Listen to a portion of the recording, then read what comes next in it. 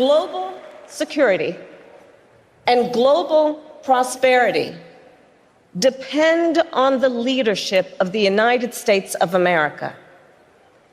And a strong America remains indispensable to the world.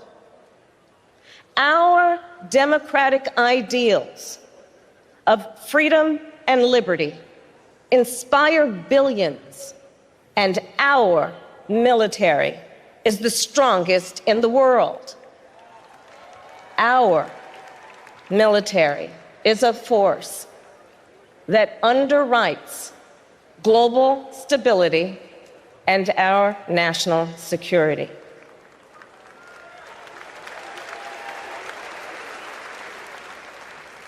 Please welcome Arizona Senator Mark Kelly.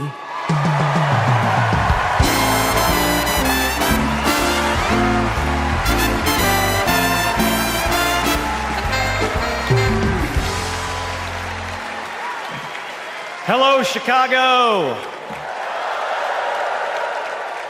Hello, Democrats.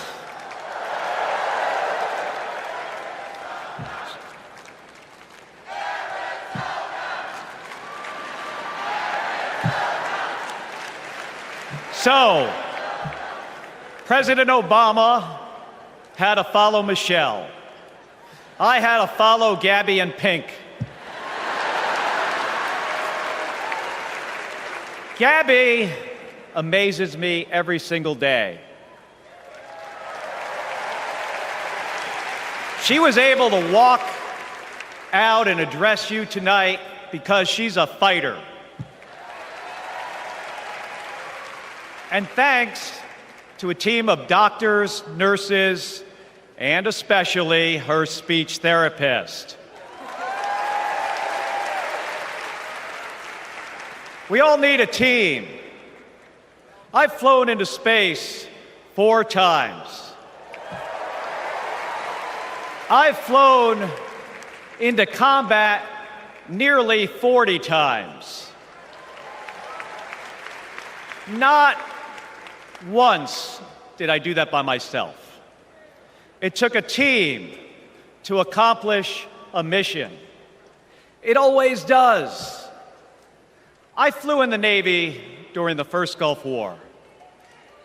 America rallied our allies to kick out a tyrant who invaded a neighbor. Today, Vladimir Putin is testing whether we're still that strong.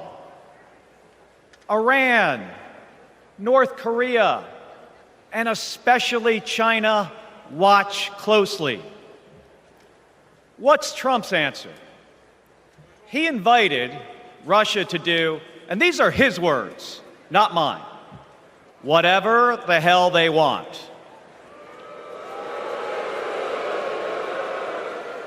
Vice President Harris has always championed America's support for NATO, for Ukraine, and for the Ukrainian people. On the Senate Intelligence Committee, she investigated Russian interference in our election. She defends free and fair elections everywhere. You already know how Trump feels about those. Donald Trump skipped his intelligence briefings. He was too busy sucking up to dictators and dreaming of becoming one himself. Trump thinks that Americans who have made the ultimate sacrifice are suckers and losers. If we fall for that again and make him the commander-in-chief, the only suckers would be us. Kamala Harris knows that standing with our allies means standing up for Americans. She'll keep modernizing our military to support our troops and to support our veterans like our next Vice President, Tim Walz.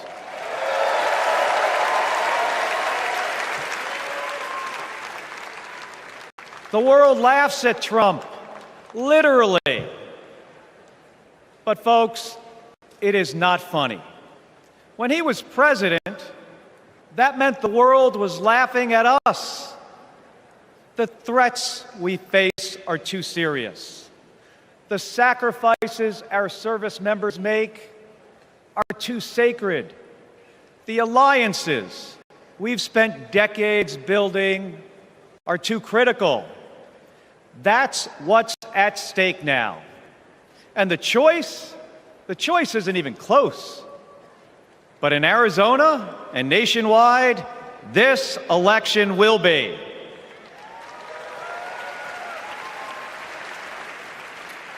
We'll win in the same way we launch rockets into space and land fighter jets on an aircraft carrier as one team on one mission. State by state, voter by voter, coming together. No country is better than ours at solving big problems. So, on November 5th, let's prove that America is still the leader the world needs today by electing the leader we need right now, Kamala Harris. Thank you, everybody. Thank you.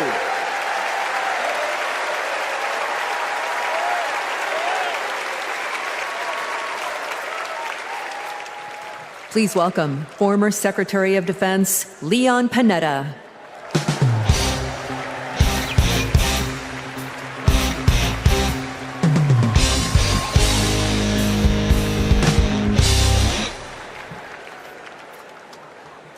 My fellow Americans, I'm proud to have served in the Army, the Congress, the White House, Chief of Staff, CIA Director, and Secretary of Defense.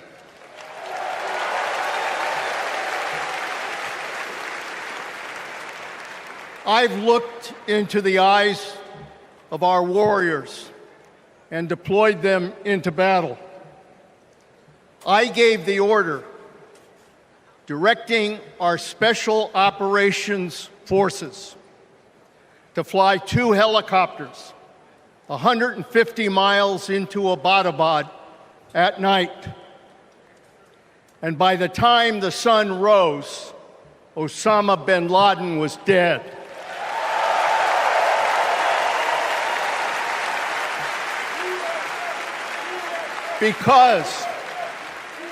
Because nobody attacks our country and gets away with it. Nobody.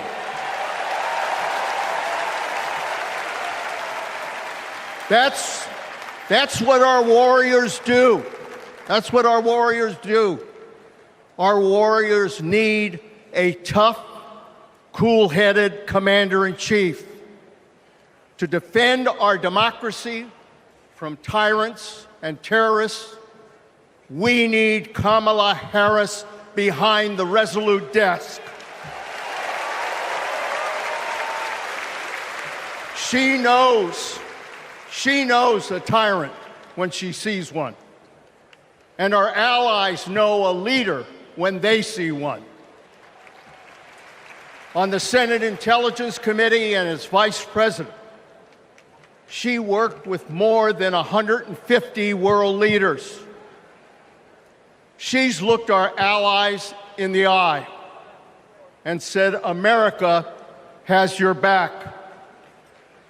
Trump would abandon our allies and isolate America. We tried that in the 1930s. It was foolish and dangerous then, and it's foolish and dangerous now.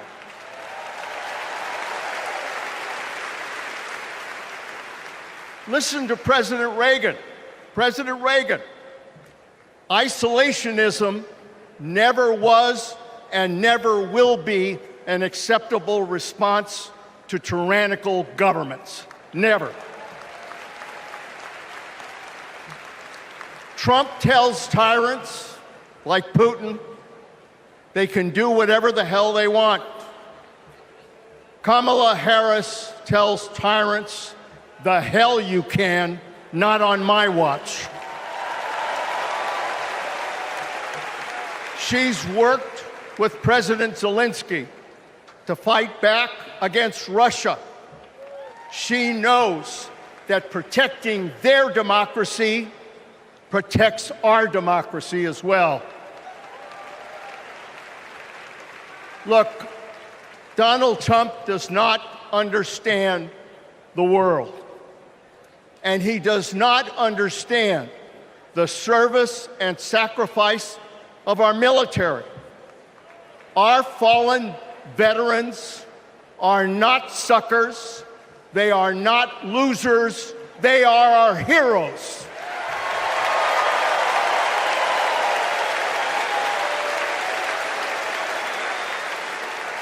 Kamala Harris will honor our veterans.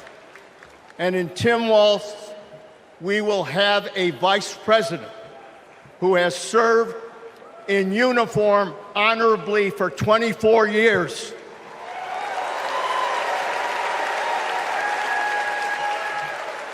Kamala Harris understands this moment. It is a moment of danger and a moment of opportunity. She'll keep America's military the strongest in the world, the strongest ever known. And she understands what our military is for. The role of our military is to defend us from foreign enemies. It is not to threaten Americans, and it sure as hell isn't to put immigrants in camps.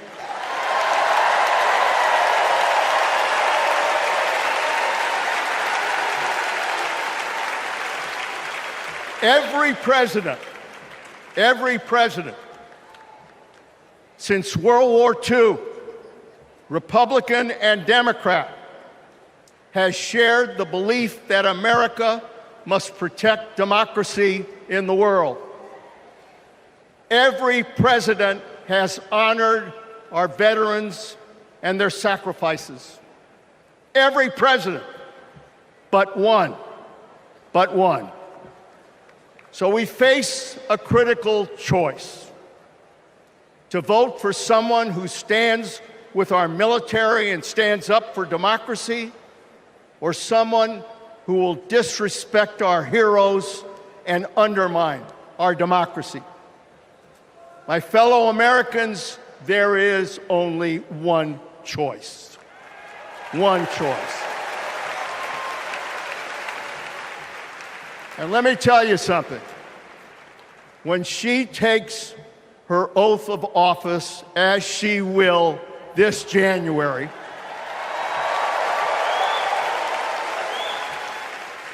our allies will cheer, our enemies will fear, and we will have a commander-in-chief that we can trust. God bless our veterans, and God bless our country.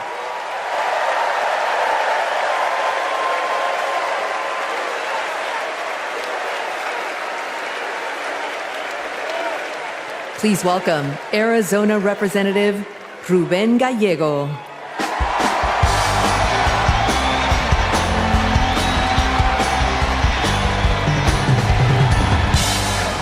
I'm a dad, husband, congressman, and the proudest Arizonan you'll ever meet. But I am even prouder to be a Marine. Rah! My mom raised us alone on a secretary's salary. I slept on the floor. I worked every job I could: meat packing, construction, making pizzas. I made it to Harvard with no money or connections. Other kids were happy because they were at Harvard. I was happy because I finally had a mattress. Then I enlisted, fought alongside my brothers with Lima 325 in Iraq. They called us Lucky Lima.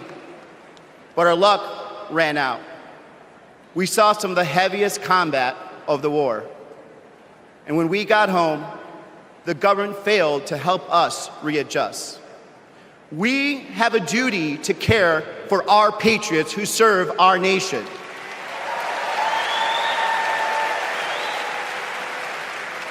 For the Vietnam veteran and Buckeye who relies on the VA for his medication. For the Afghan veteran in Pittsburgh who finally got treatment for his PTSD. For the Marine in Milwaukee who relies on the benefits she earned. For my Navajo brothers and sisters who serve the Marines with me, I remember you too. Kamala Harris and Tim Walz are fighting for them. Kamala Harris has delivered more benefits to more veterans than ever before, and has achieved the lowest veterans unemployment rate in history. Vice President Harris has stood up for us and our families always. Tim Walz served for 24 years. His passion for veterans earned him respect on both sides of the aisle, and he stands with us too. In fact, let me introduce you to some of the many Democrats who understand what service means, because we put country over politics. We were proud to wear the uniform, and we're proud serving our countries in city halls, state capitals, the U.S. House, and the Senate. These veterans represent the best of our country. We stand united as veterans, Democrats, and patriots to fight for everyone who served.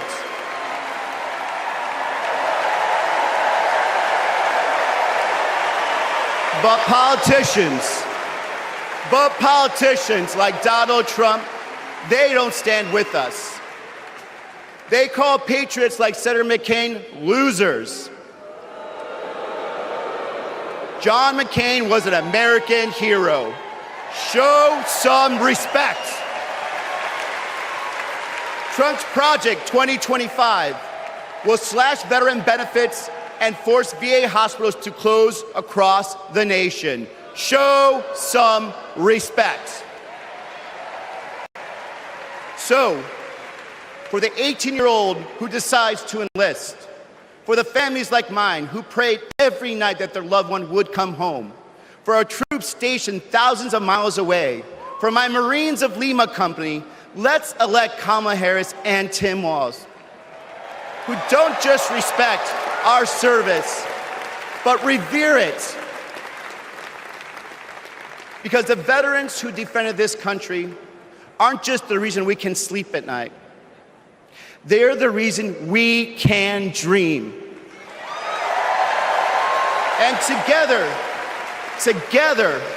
we'll fight for our veterans and everyone who served our country. Thank you.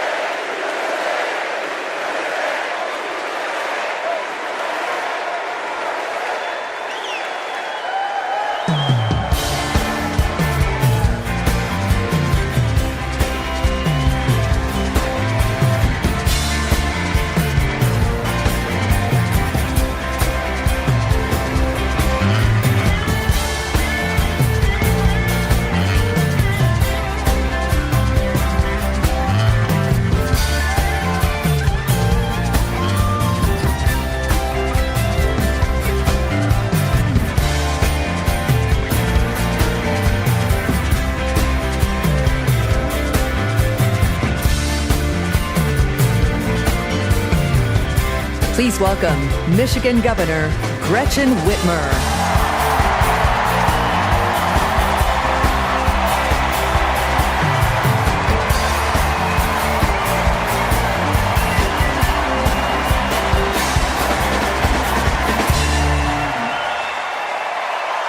I'm Governor Gretchen Whitmer.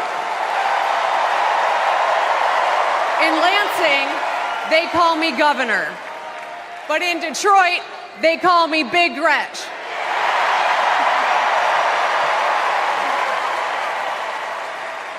Donald Trump called me that woman from Michigan as an insult. Being a woman from Michigan is a badge of honor.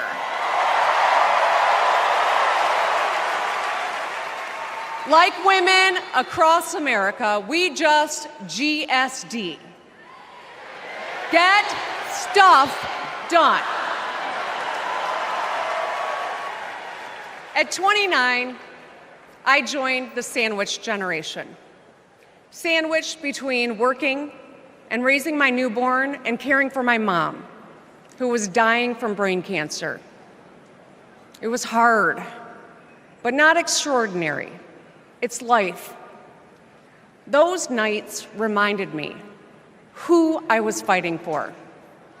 People just trying to make it.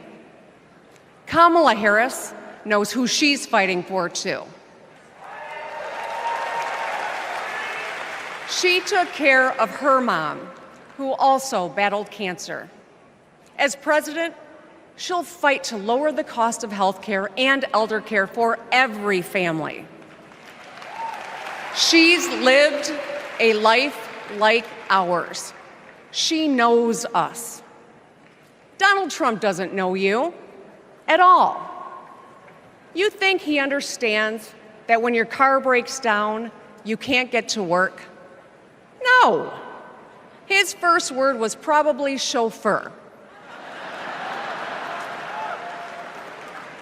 You think he's ever had to take items out of the cart before checking out? Hell, you think he's ever been to a grocery store? That's what the chauffeur is for. But Kamala Harris, she gets us. She sees us. She is us.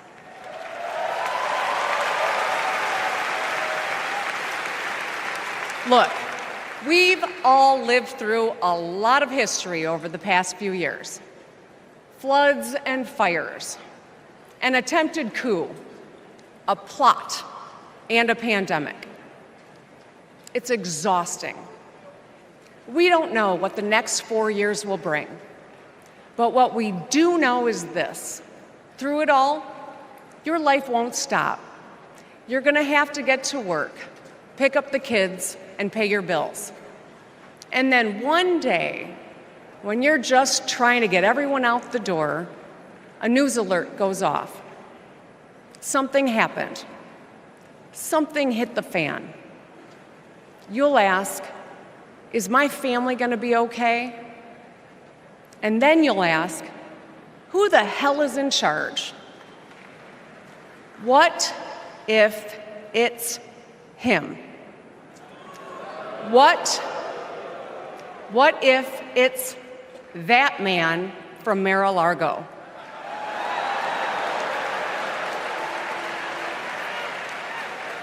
I know, in a crisis, we need someone strong enough to come up with a plan, to tell the truth, and to bring people together. Right now, before the crisis, is when we get to choose. Why wouldn't we choose the leader who's tough, tested, and a total badass?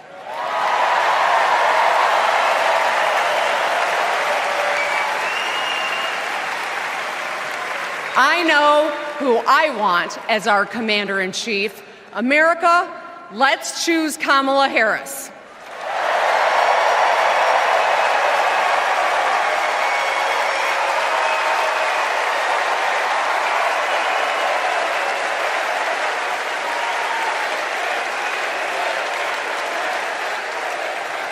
Please welcome actress, director, and philanthropist, Eva Longoria.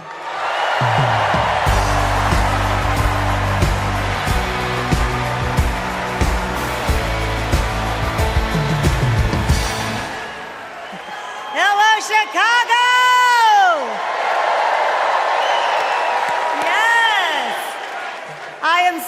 excited to be here tonight. What an honor to be part of this historic moment, and y'all are part of it. Look, I have known Kamala Harris for more than a decade, and she comes from a family a lot like mine, and I'm sure a lot like yours. We were both raised knowing that no one was going to hand us anything, especially as women. That we were going to have to touch every rung of the ladder to get ahead. We were going to have to work really hard. Now, she worked at McDonald's, but I worked at Wendy's. And look at us now. You see, Kamala and I were able to see beyond the horizon because our families supported our big dreams. Well, guess what? As Americans, we're all part of one big family. Somos familia. And as familia, we have to have each other's back. We have to support each other's dreams because Kamala's success is our success. And she supports us to dream big too. So let me tell you, in the Latino community, in our community, we have a saying, sí se puede, which means yes. It means yes, we can. But tonight, I'm here to tell you, yes, she can. So we're going to say, she se puede. So when someone asks you, is she ready to lead this country forward? We're going to say, she se puede. When somebody says, is she qualified for the job? We're going to say, she se puede. When somebody asks, is she going to be the first female president of the United States? We're going to say, she se puede. Our voices, our vote, we're going to decide this election. And let me tell you, the energy tonight isn't just here in Chicago, it's all across the country. People are gathered at watch parties everywhere to celebrate Kamala Harris. Say hello. Yes. All right. We know how to work, so let's get to work. Let's turn all of this enthusiasm and joy into action between now and November 5th. Let's go. She se puede. She se puede.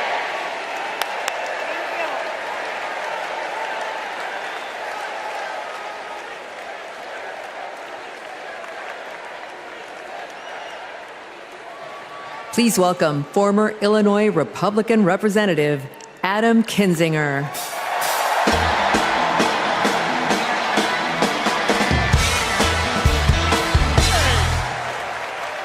Hey, good evening. Good evening. Thank you, thank you, thank you. I'm Adam Kinzinger, and I am proud to be in the trenches with you as part of this sometimes awkward alliance that we have to defend truth, defend democracy, and decency. I was just a kid when I was drawn to the party of Ronald Reagan, to his vision of a strong America, the shining city on a hill. I was a Republican for 12 years in Congress, and I still hold on to the label. I never thought I'd be here, but listen, you never thought you'd see me here, did you? But I've learned something about the Democratic Party, and I want to let my fellow Republicans in on the secret. The Democrats are as patriotic as us.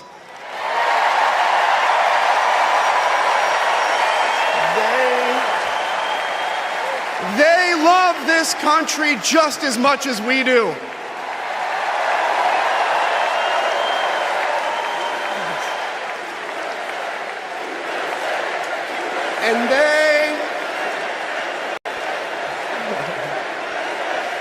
And they are as eager to defend American values at home and abroad as we conservatives have ever been. I was relieved to discover that because I've learned something about my party too, something I couldn't ignore. The Republican Party is no longer conservative. It has switched its allegiance from the principles that gave it purpose to a man whose only purpose is himself. Donald Trump is a weak man pretending to be strong. He is a small man pretending to be big. He's a faithless man pretending to be righteous. He's a perpetrator who can't stop playing the victim. He puts on, listen, he puts on quite a show, but there is no real strength there. As a conservative and a veteran, I believe true strength lies in defending the vulnerable. It's in protecting your family. It's in standing up for our Constitution and our democracy. That is the soul of being a conservative. It used to be the soul of being a Republican, but Donald Trump has suffocated the soul of the Republican Party. His fundamental weakness has coursed through my party like an illness, sapping our strength, softening our spine, whipping us into a fever that has untethered us from our values. Our democracy was frayed by the events of January 6th, as Donald Trump's deceit and dishonor led to a siege on the United States Capitol. That day, I stood witness to a profound sorrow, the desecration of our sacred tradition of peaceful transition of power, tarnished by a man too fragile, too vain, and too weak to accept defeat.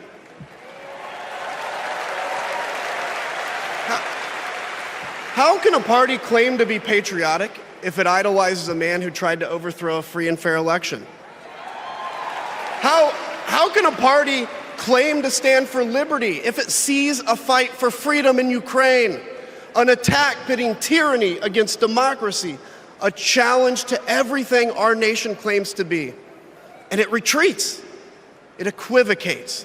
It nominates a man who is weirdly obsessed with Putin. And his running mate who said, quote, "I don't care what happens in Ukraine." Yeah, and he wants to be vice president. Yeah. How can a party claim to be conservative when it tarnishes the gifts that our forebears fought for? Men like my grandfather, who served in World War II, who believed in a cause bigger than himself, and he risked his life for it behind enemy lines. To preserve American democracy, his generation found the courage to face down armies. Listen, all we're asked to do is to summon the courage to stand up to one weak man.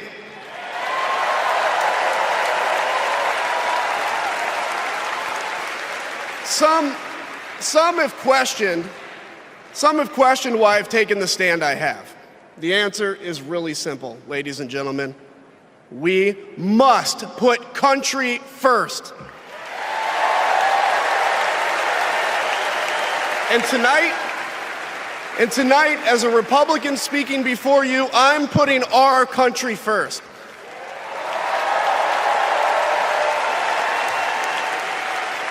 Because the fact is, I do belong here. I know Kamala Harris shares my allegiance to the rule of law, the Constitution, and democracy. And she is dedicated to upholding all three in service to our country. Whatever policies we disagree on pale in comparison with those fundamental matters of principle, of decency, and of fidelity to this nation.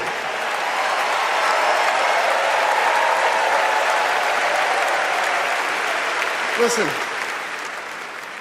to my fellow Republicans, if you still pledge allegiance to those principles, I suspect you belong here too. Because democracy knows no party. It's a living, breathing ideal that defines us as a nation. It's the bedrock that separates us from tyranny, and when that foundation is fractured, We must all stand together, united, to strengthen it.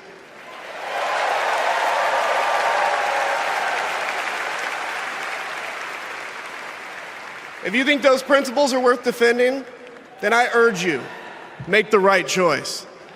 Vote for our bedrock values and vote for Kamala Harris. God bless you.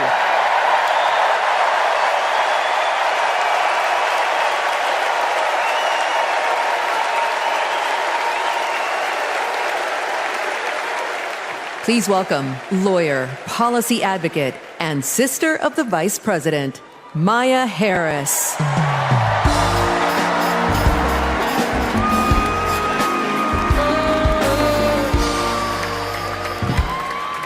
Hello, Chicago. In 1958, a 19-year-old from India left the only country she'd ever known to chart her own path in America. She came here to pursue an education, but she stayed here to build a life. Her name was Dr. Shyamala Gopalan Harris.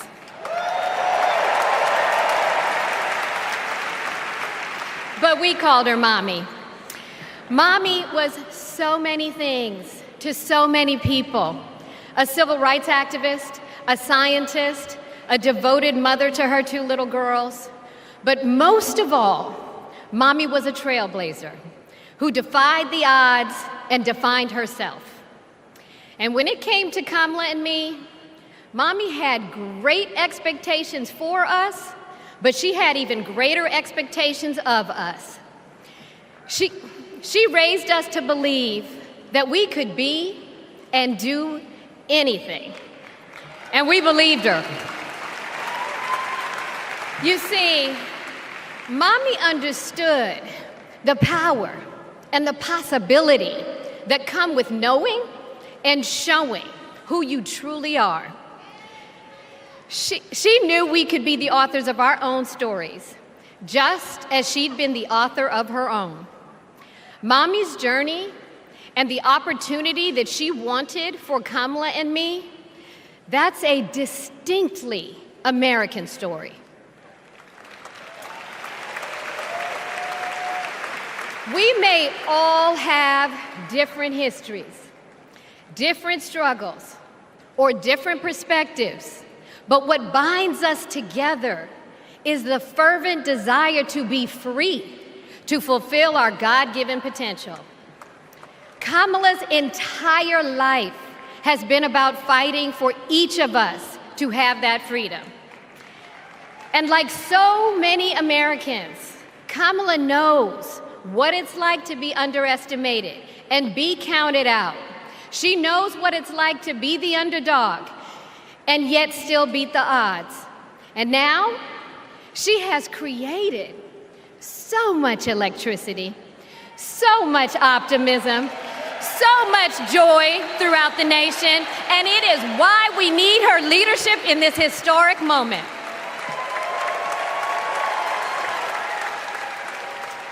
We are living in a time when some are trying to divide us, to separate us in ways that make it difficult for us to come together. Well, look, my sister rejects that view. Where others push darkness, Kamala sees promise. Where others feel detachment, Kamala fosters connection. Where others want to drag us back to the past, my sister says, hold up now, we are not going back.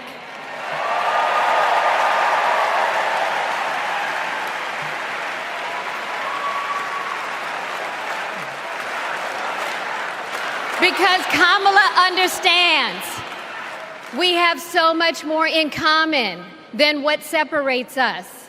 She knows the measure of our success isn't just winning an election. It's about who we bring along and lift up in the process.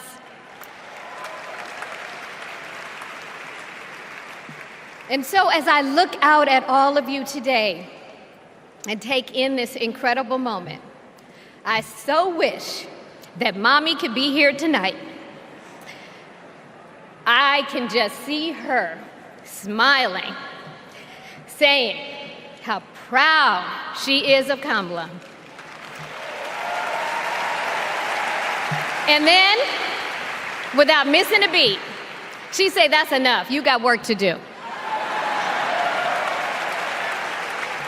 She would tell all of us to roll up our sleeves and get to work, to elect a leader who sees the potential in each of us, a leader who cares for all of us, a leader who fights for every one of us.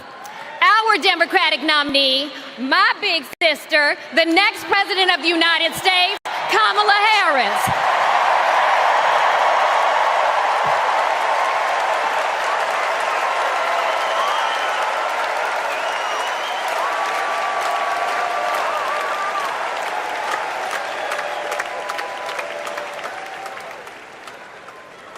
Please welcome North Carolina Governor Roy Cooper.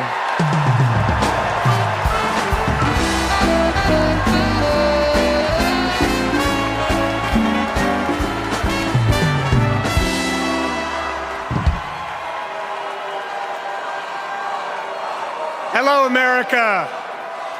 I'm Roy Cooper, the last guy standing between you and the moment we're all waiting for.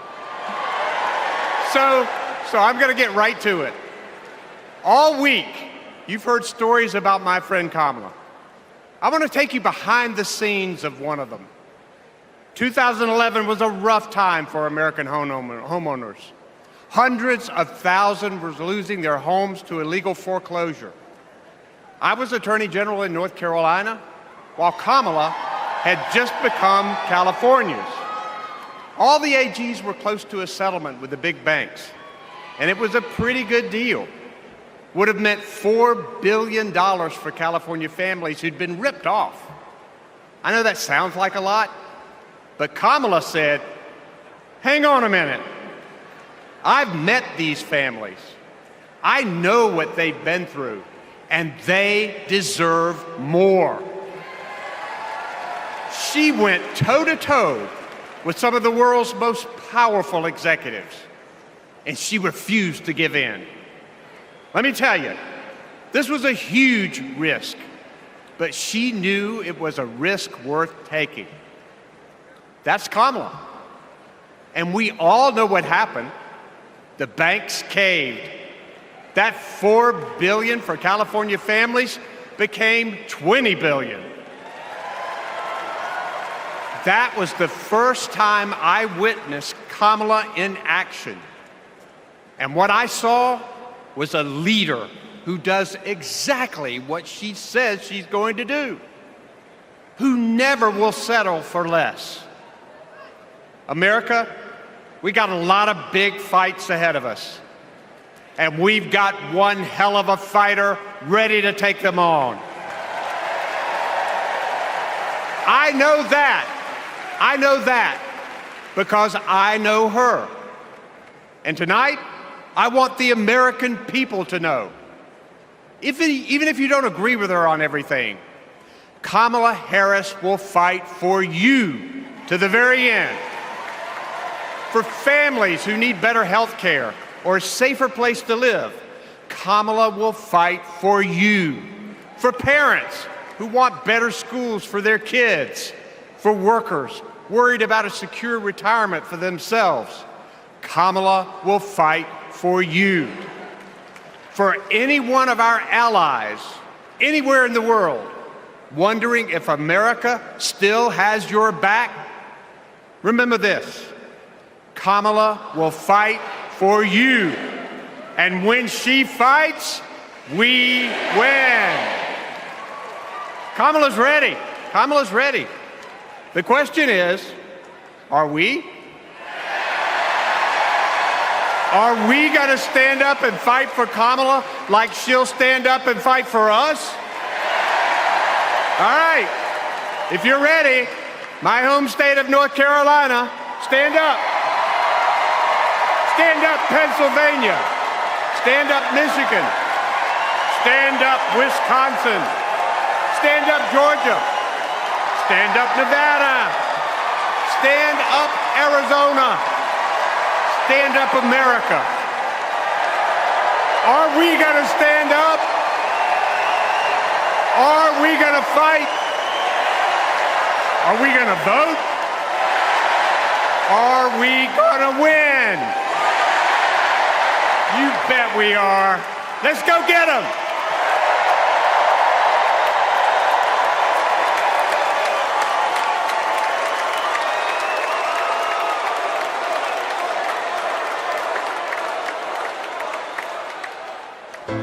She grew up in a tight-knit neighborhood. It was the kind of place where your neighbor would look after you when school let out, where your first-grade teacher would show up at your law school graduation. It's where Kamala Harris learned what it means to be in the middle class, making every paycheck count. She was raised by a working mom who taught her about standing up for what's right and protecting the people you love. Kamala carries the lessons of our mother, the fighting spirit of our mother, the compassion. She was all of 5 feet tall. If you met her, you would have thought she was 7 feet tall. And our mother, if I'd ever come home complaining about anything, she wouldn't have it. The first thing she'd say is, well, just stop the complaining. Just tell me what you're going to do about it. And since she was a young girl, Kamala Harris has been fighting for families like the ones she grew up with.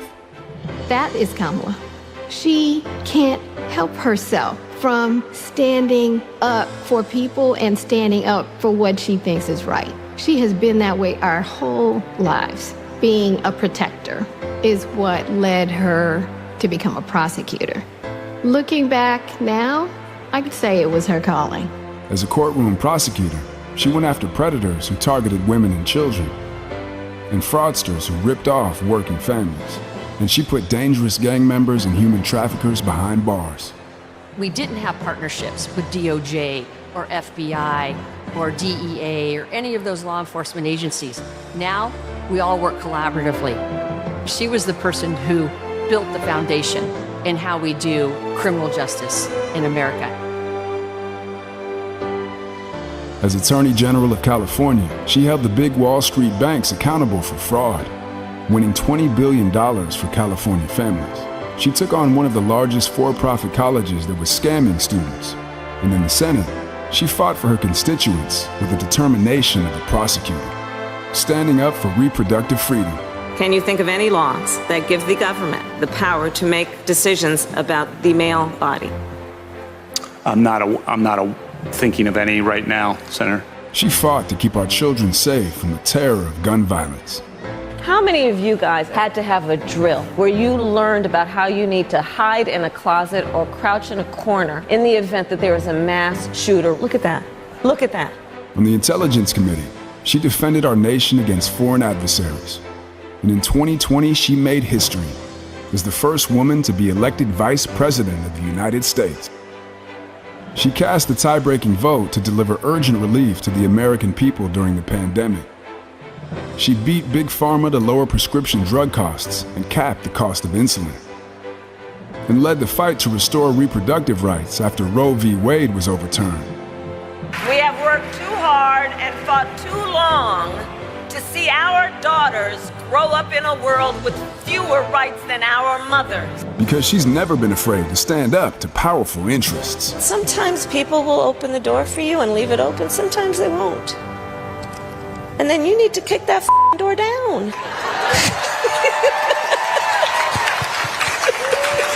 Excuse my language. Now, she's running for president, still fighting for families like the one she grew up with. Our campaign is about saying we trust the people. We're saying we just want fairness. We want dignity for all people. And we are a work in progress. We haven't yet quite reached all of those ideals, but we will die trying because we love our country. We believe in our country. We're not falling for these folks who are trying to divide us, trying to pull us apart. We know what we stand for, and we stand for the people. We stand for the dignity of work, and we stand for freedom. We stand for justice. We stand for equality.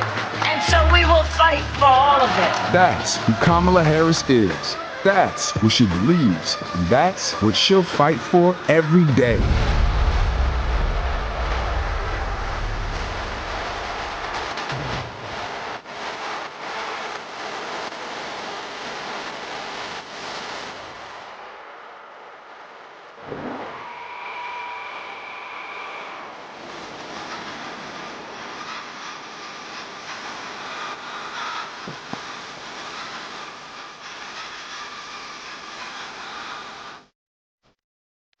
Please welcome the Democratic nominee for president, Vice President of the United States of America, Kamala Harris.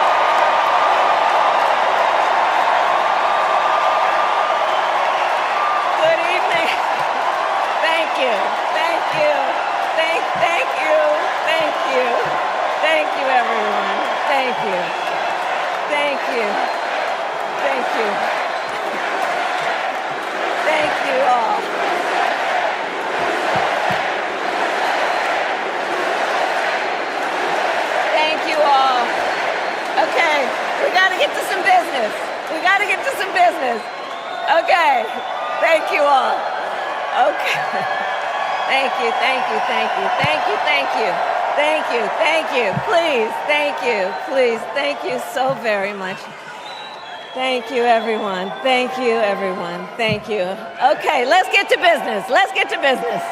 All right. So let me start by thanking my most incredible husband, Doug, for being an incredible partner to me, an incredible father to Cole and Ella, and happy anniversary, Dougie. I love you so very much. To our President Joe Biden, when I think about the path that we have traveled together, Joe, I am filled with gratitude. Your record is extraordinary, as history will show, and your character is inspiring. And Doug and I love you and Jill and are forever thankful to you both.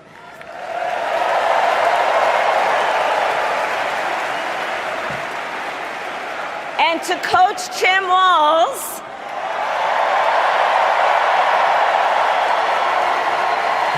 you are going to be an incredible vice president.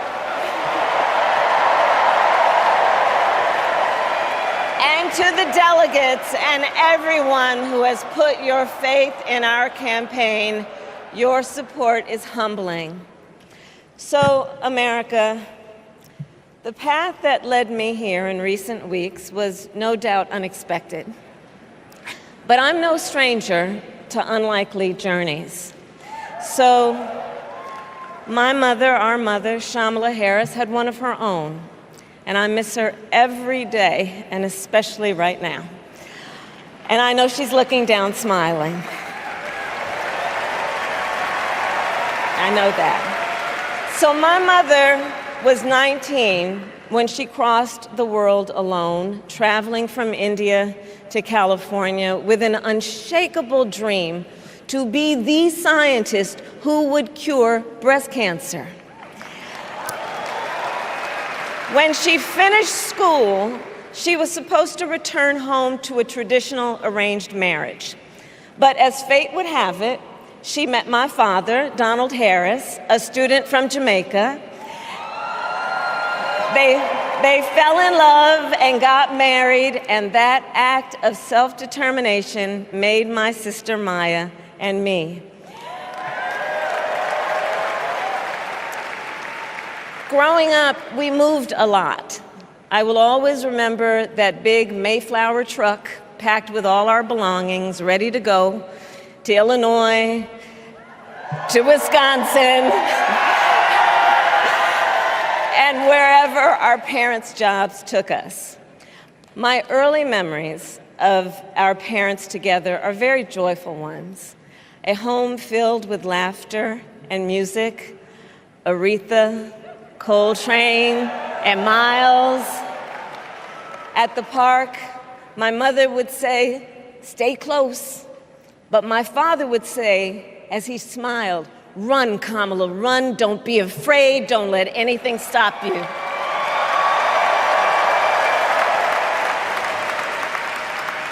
From my earliest years, he taught me to be fearless. But the harmony between my parents did not last. When I was in elementary school, they split up, and it was mostly my mother who raised us. Before she could finally afford to buy a home, she rented a small apartment in the East Bay. In the Bay, you either live in the hills or the flatlands. We lived in the flats, a beautiful working-class neighborhood of firefighters, nurses, and construction workers,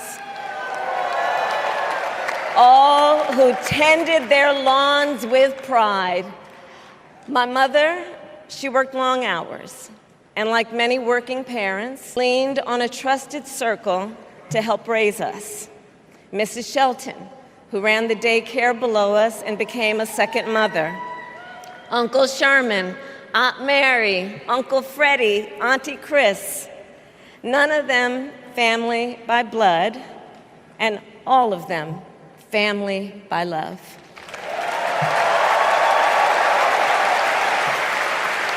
Family who taught us how to make gumbo, how to play chess, and sometimes even let us win.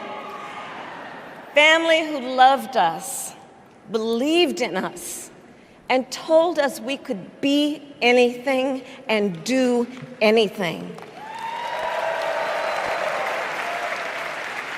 They instilled in us the values they personified: community, faith, and the importance of treating others as you would want to be treated, with kindness, respect, and compassion. My mother was a brilliant, 5-foot-tall brown woman with an accent. And as the eldest child, I saw how the world would sometimes treat her. But my mother never lost her cool. She was tough, courageous, a trailblazer in the fight for women's health, and she taught Maya and me a lesson that Michelle mentioned the other night. She taught us to never complain about injustice, but do something about it. Do something about it. That was my mother. And she taught us, and she also taught us, and never do anything half-assed. And that is a direct quote. A direct quote. I grew up immersed in the ideals of the civil rights movement.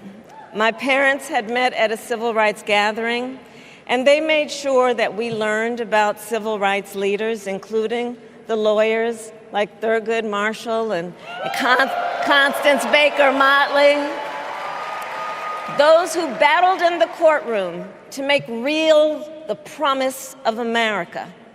So at a young age, I decided I wanted to do that work.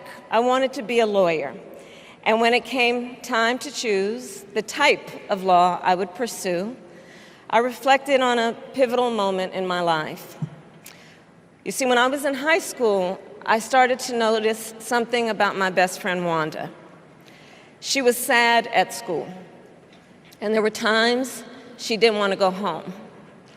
So one day I asked if everything was all right, and she confided in me that she was being sexually abused by her stepfather. And I immediately told her she had to come stay with us, and she did. This is one of the reasons I became a prosecutor, to protect people like Wanda, because I believe everyone has a right to safety, to dignity, and to justice.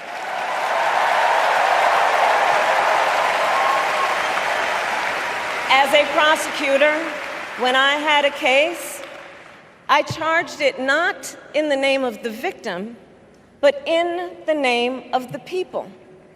For a simple reason. In our system of justice, a harm against any one of us is a harm against all of us.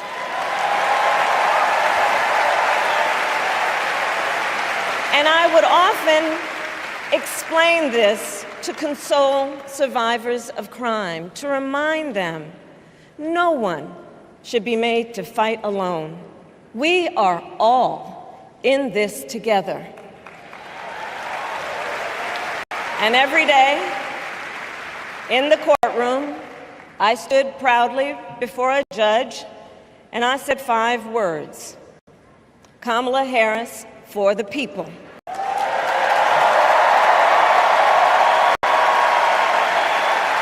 And to be clear, my entire career, I've only had one client, the people. And so, on behalf of the people, on behalf of every American, regardless of party, race, gender, or the language your grandmother speaks, on behalf of my mother and everyone who has ever set out on their own unlikely journey, on behalf of Americans like the people I grew up with, people who work hard, chase their dreams, and look out for one another, on behalf of everyone whose story could only be written in the greatest nation on earth, I accept your nomination to be President of the United States of America.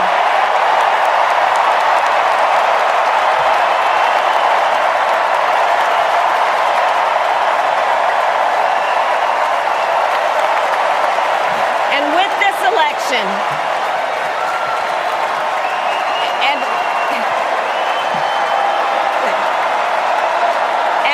this election, our nation with this election has a precious, fleeting opportunity to move past the bitterness, cynicism, and divisive battles of the past, a chance to chart a new way forward. not as members of any one party or faction, but as Americans. And let me say, I know there are people of various political views watching tonight, and I want you to know, I promise to be a president for all Americans. You can always trust me to put country above party and self, to hold sacred America's fundamental principles, from the rule of law to free and fair elections to the peaceful transfer of power.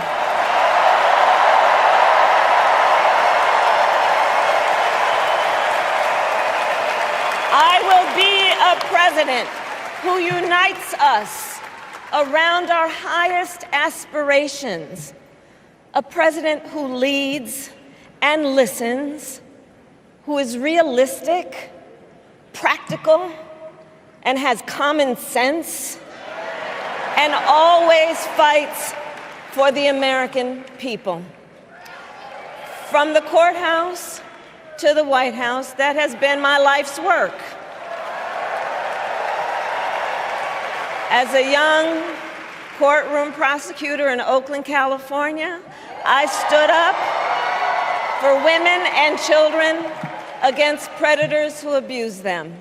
As Attorney General of California, I took on the big banks, delivered $20 billion for middle-class families who faced foreclosure, and helped pass a homeowner Bill of Rights, one of the first of its kind in the nation. I stood up for veterans and students being scammed by big for-profit colleges, for workers who are being cheated out of their wages, the wages they were due, for seniors facing elder abuse. I fought against the cartels who traffic in guns and drugs and human beings, who threaten the security of our border and the safety of our communities. And I will tell you, these fights were not easy. And neither were the elections that put me in those offices. We were underestimated at practically every turn. But we never gave up, because the future is always worth fighting for. And that's the fight we are in right now, a fight for America's future.